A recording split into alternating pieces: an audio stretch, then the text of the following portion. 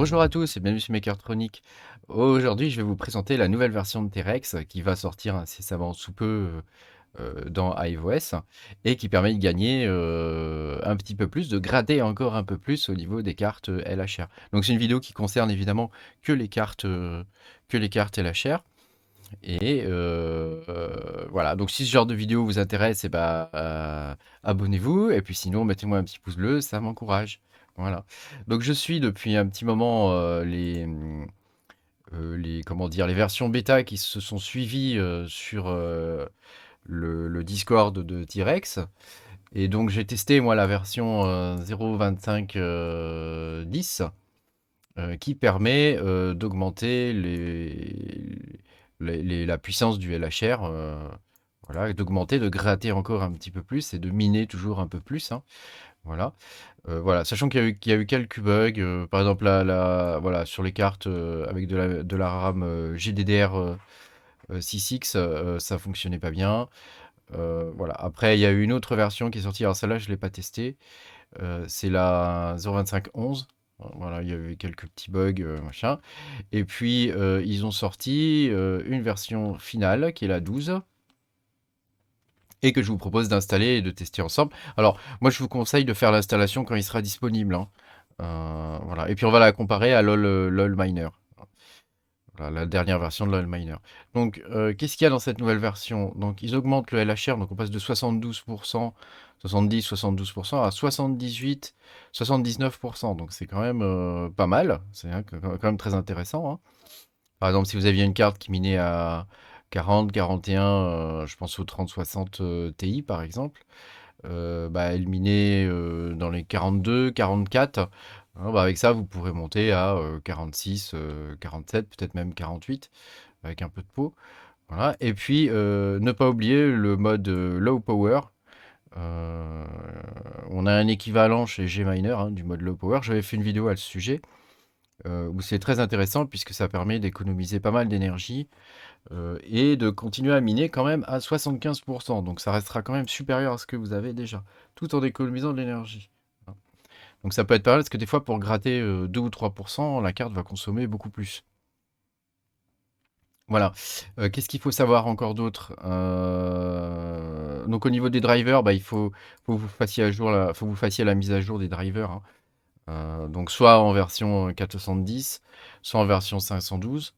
Voilà, j'avais fait une vidéo à ce sujet il y a pas très longtemps, hein, donc je vous invite à aller la regarder pour mettre à jour vos drivers, si jamais vous avez pas les dernières mises à jour. Voilà. Et puis, voilà, qu'est-ce qu'ils disent d'autre? Il faut pas brancher d'écran sur vos cartes. Donc ne branchez pas d'écran, sinon ils vont avoir du mal à faire la calibration. Et il ne faut pas utiliser le protocole RDP. Donc ça veut dire Remote Desktop Protocol, hein. Ça permet de se connecter à distance avec vous voyez ce truc-là, là. Connexion bureau à distance, hein. Hop, voilà. Donc moi j'ai une machine sous Linux, là, par exemple, où il y a du RDP, mais je mine pas dessus. Donc, enfin, je mine pas avec mes cartes graphiques, en tout cas. Voilà. Et puis, il faut enlever tout ce qui est délai au niveau de l'overclocking. Donc si vous avez placé des délais au niveau de l'OC, bah, il faut les dégager, quoi. Voilà. Sinon, il va vous donner des trucs qui sont pas réalistes. Voilà. Euh, voilà. Si jamais vous avez une carte qui bloque un peu au niveau du LHR, ils vous disent de baisser l'overclock au niveau de la RAM, au niveau de la VRAM. Voilà, donc ce que je vous propose, c'est de le tester. Alors moi, j'ai une ligne de commande, hein, que c'est pas la première vidéo que je fais à ce sujet. Voilà, donc j'ai une ligne de commande qui est toute prête. Il suffit juste de la copier-coller dans la console de iOS. Donc vous n'aurez pas à faire ça si vous utilisez la dernière version officielle qui va être distribuée par iOS. Mais si vous êtes comme moi et que vous n'aimez pas trop attendre, voilà, je vous mettrai la ligne de commande dans la description de la vidéo, quoi. Donc je vais me connecter à mon rig. Donc mon rig où j'ai des cartes LHR, c'est celui-ci. Donc c'est mon rig numéro 1, voilà. Donc voilà, il a chaud, hein, mon rig, hein, parce qu'il fait 30 degrés ici, hein, aujourd'hui, hein.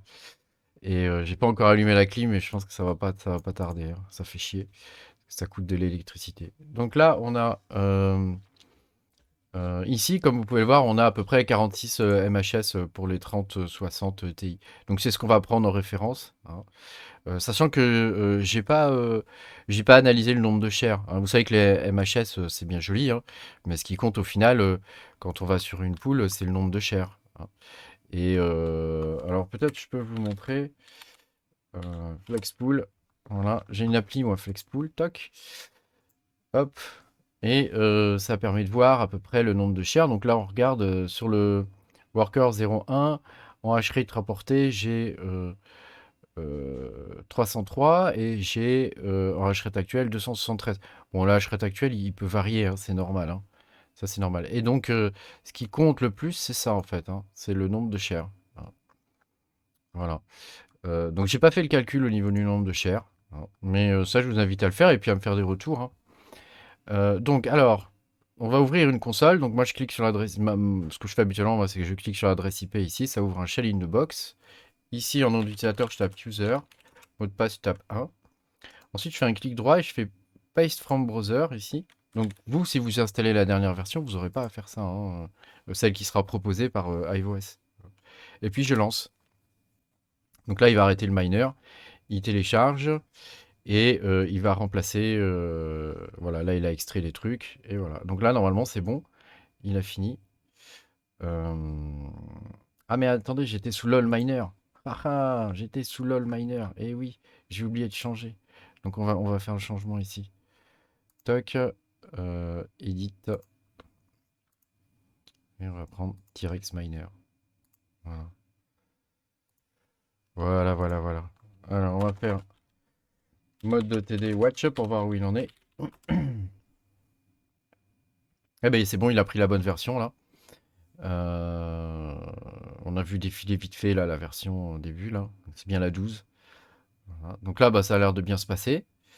Il charge le DAG comme il faut. Donc ça, c'est une version finale, hein. Voilà. Et donc, bah, on va regarder combien il nous sort déjà en MHS, hein.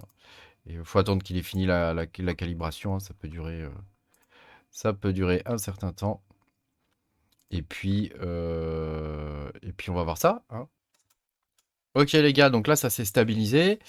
Donc qu'est-ce qu'on peut voir? Donc il y a une des cartes, hein, qui n'est pas LHR, hein. C'est une 3060 Ti FE. Qu'est-ce qu'on peut voir? C'est que les cartes, elles sortent du 46,49 MHS, presque 47. Ouais, j'en ai même une qui me sort du 47 là. Donc pour l'instant, c'est supérieur à LOL Miner, hein, de pas beaucoup, hein, mais ça reste supérieur. Et en termes d'efficience, on est pas mal aussi, hein. Comparé à LOL Miner, c'est comparable. Donc pour le coup, si on regarde sur Flexpool ce que ça donne, en hash rate rapporté, on a 310, donc ce qui correspond à 7 ou 8 de plus par rapport à LOL Miner, donc c'est quand même vachement mieux. Et en taux de hash rate actuel, on a 253. Bon, ça peut varier. Par contre, en nombre de shares, bah, là, j'ai pas fait le calcul. Donc, il faudra voir, vous, si vous arrivez à le calculer. Si vous arrivez à le calculer, grosso modo, faudrait que je mette la moitié de mon rig sous LOL Miner et l'autre moitié avec un nom différent, un nom de worker différent sous T-Rex pour voir un peu lequel des deux est le plus. S'il y a une différence significative en nombre de shares. Enfin, connaissant LOL Miner, il est extrêmement précis. Donc, normalement, il n'y a pas trop de soucis. Et T-Rex aussi, hein, c'est les deux les plus fiables avec Gminer. Enfin, c'est les trois les plus fiables en termes de nombre de shares, quoi. Donc, a priori, il ne devrait pas y avoir de soucis entre la vitesse annoncée et puis comment dire, le nombre de shares obtenus, hein, c'est ce qui compte au final. Il ne devrait pas y avoir une grande différence entre les deux, je pense, hein. Voilà. Donc bah, je suis très content moi de cette nouvelle mise à jour, hein, puisque visiblement ça a l'air d'être. On gratte encore de nouveau. On gratte encore de nouveau un peu de puissance de calcul de plus, quoi. Voilà. Donc c'est toujours sympa. Et voilà, bah du coup, ça va peut-être me décider à me racheter quelques nouvelles cartes. Comme les prix sont bas en ce moment, là, je l'ordre sur les 30-60, parce qu'elles sont à 400 et quelques euros neuves. Pour 41, peut-être qu'avec cette nouvelle version de T-Rex, on devrait obtenir 42, 43 MHz, donc ça pourrait être peut-être ça peut être très intéressant. À voir, à voir. Merci beaucoup d'avoir suivi cette vidéo. Si ce genre de contenu vous plaît, bah abonnez-vous. Et puis bah à bientôt hein, pour de nouvelles aventures. Salut!